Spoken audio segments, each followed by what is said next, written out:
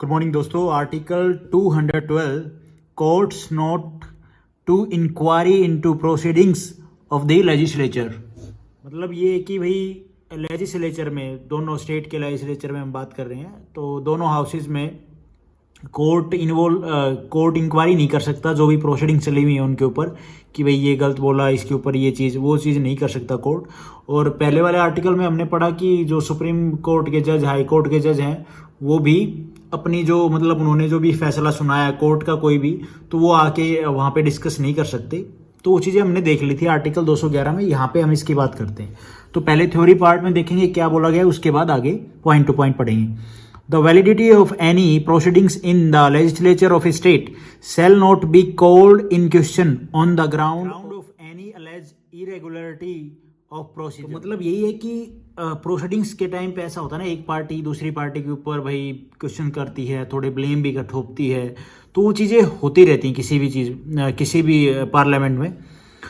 जब दो पार्टी होंगी तो ऑब्वियसली बात है भाई, क्वेश्चनिंग भी होगी, एक दूसरे पे ब्लेम भी करेंगे।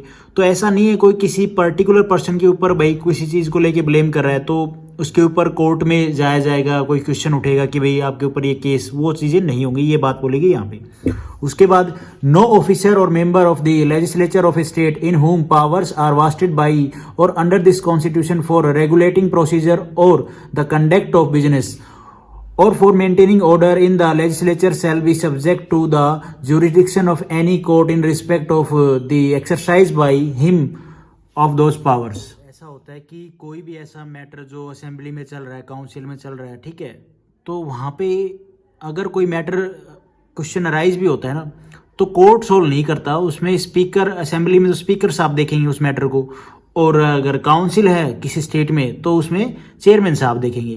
तो कोई भी, अब आप देखते होंगे पार्लियामेंट की जब भाई हाउस चलते हैं तो एक दूसरे ब्लेम करते हैं, ठीक है, किसी एक पर्टिकुलर बंदे को भाई कोर्ट वहाँ से पार्लियामेंट से, हाउस से निकाला भी जा सकता है, ठीक है, एडजेंट होता है, स्थगित किया जाता है, तो वो चीज़ें होती रहती हैं। तो उनके मैटर में कोर्ट नहीं इन्वॉल्व करेगा कि भाई सिंपल सी बात है, अगर असेंबली में कोई ऐसा केस आता है कि भाई एक पार्टी दूसरे के ऊपर ब्लेम करिए, कोई पर्टिकुलर आदमी उसके ऊपर ब्लेम कर रहा है पार्टी के ऊपर, तो मतलब उसके टाइम से ज़्यादा वो बोल रहा है, तो उसको भाई रोकना, वो सब जो ऑर्डर मेंटेन करना होता है वहाँ पे, वो कौन करवाता है? स्पीकर साहब।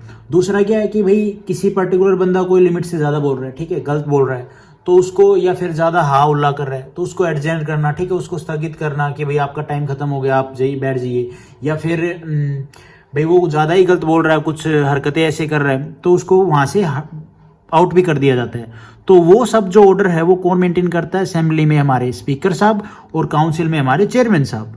अगर वो नहीं है तो उनकी जगह जो भी ऑफिसर बैठा होता है वो। मतलब इस सारी बातों का रिजल्ट ये है कि हाउस के अंदर जो भी प्रोसीडिंग चली हुई है उसमें कोर्ट इन्वॉल्व नहीं होगा, कोर्ट उसमें इंटरफेयर नहीं करेगा, ठीक है, कोई इंक्वायरी नहीं करेगा।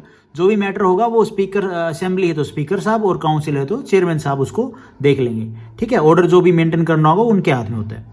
तो ये था article 212। Thank you for watching this video.